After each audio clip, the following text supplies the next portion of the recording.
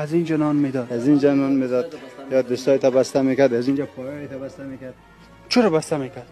که بیرون میکشید نه؟ قانونی بود که از پنجره بکشید باید بسته میکرد.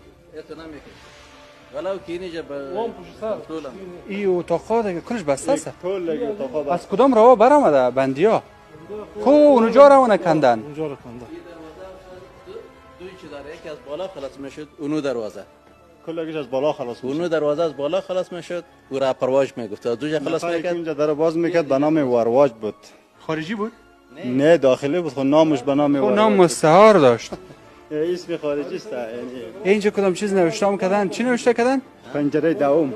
پنجره دهم، پنجره نهم.